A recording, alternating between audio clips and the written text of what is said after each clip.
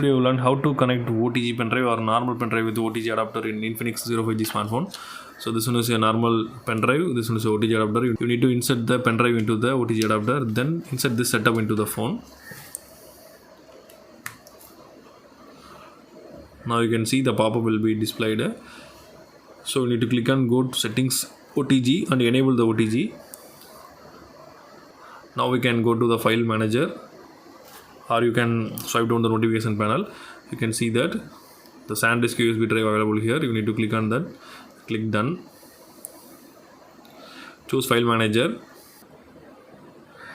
So in that space you can see the OTG available here.